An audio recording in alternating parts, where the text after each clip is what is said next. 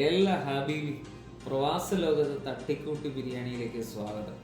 സൂര്യൻ ഉദിക്കുന്നതിന് മുൻപേ ഒരു റൂമിലെ അന്തേവാസികളായ ഞങ്ങൾ പല വഴിക്ക് പിരിയും. പകൽ ജോലിയിലെ ടെൻഷൻ, സമ്മർദ്ദം എല്ലാം മറന്ന് ഞങ്ങൾ ഒത്തുകൂടുന്നത് ഭക്ഷണം പാകം ചെയ്യുന്നതിന് വേണ്ടിയിട്ടാണ്. എല്ലാവരെയും പോലെ ഹോട്ടലിൽ കയറി ചേട്ടാ എന്തുണ്ട് കഴിക്കാനെന്ന് ചോദിച്ച് ഹോട്ടലിൽ ഉള്ളതും ഇല്ലാത്തതുമായ എല്ലാ ഭക്ഷണവും ചോദിച്ചറിഞ്ഞു. അവസാനം ബിരിയാണി ഓർഡർ ചെയ്യുന്നത് പോലെ ഞങ്ങളുടെ അന്വേഷണം എത്തി നിന്നത് ബിരിയാണിയിലാണ്. വിശപ്പിൻ്റെ സൈറൺ മുഴങ്ങിയവർ ആദ്യം റൂമിലെത്തി തയ്യാറെടുപ്പുകൾ ആരംഭിച്ചു. ചുവന്ന് തുടുത്ത തക്കാളി യാതൊരു ദാക്ഷിണ്യം കൂടാതെ ചന്നം പിന്നെ അരിഞ്ഞുകൂട്ടി. പിന്നെ സവാളയുടെ ഊഴമായിരുന്നു.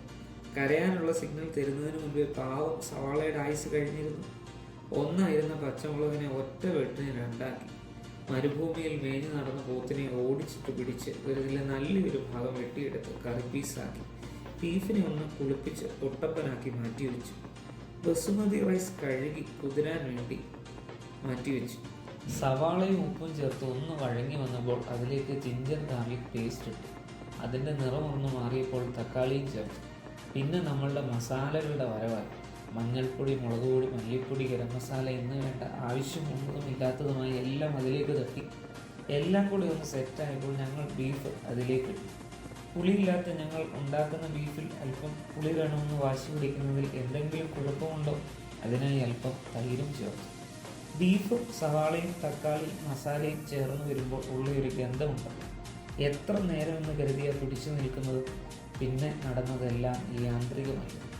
അരി എപ്പോൾ ഇട്ടു, എത്ര വെള്ളം ഒഴിച്ചു എന്നൊന്നും ചോദിക്കരുത്. എല്ലാം കണ്ണിൻ്റെ അളവുകൾ മാത്രം. പാചകം ഞങ്ങളുടെ സുഹൃത്തും പാചകത്തിലെ പെരുന്തച്ഛനുമായ നാസർ മുനാവർ ഭാഷയെ ഏൽപ്പിച്ച് ഞങ്ങൾ ഈ യുദ്ധത്തിൽ നിന്ന് താൽക്കാലികമായി പിന്മാറി. പിന്നീടുള്ള ഓരോ മിനിറ്റുകൾ മണിക്കൂറുകളെ പോലെയാണ് കഴിഞ്ഞുപോയത്. ആയുസിൽ ബിരിയാണി കഴിച്ചിട്ടും കണ്ടിട്ടുമില്ലാത്ത കുട്ടികളെപ്പോലെ ഒട്ടും ക്ഷമയില്ലാത്ത ഞങ്ങൾ അക്ഷമയോടെ കാത്തിരുന്നു. അവസാനം കാത്തിരുന്ന നിമിഷം വന്നെത്തി.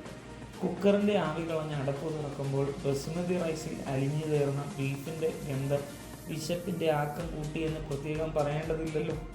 പ്ലേറ്റുകളുമായി നിരനിരയായി നിന്ന് എല്ലാവരുടെയും പ്ലേറ്റിലേക്ക് ബിരിയാണി തട്ടിയിട്ട് കുക്കർ ഞാൻ സ്വന്തമാക്കി. സുഹൃത്തുക്കളെ, ആവി പറക്കുന്ന ബിരിയാണി റൈസിൽ ഒരു പീസ് നെയ്യുള്ള ബീഫിൻ്റെ കഷണം ചേർത്ത് വായിലേക്ക് ഇട്ടതും ഇറങ്ങിപ്പോയതും ഒരുമിച്ചായിരുന്നു. ഏതായാലും ബിരിയാണി സൂപ്പർ.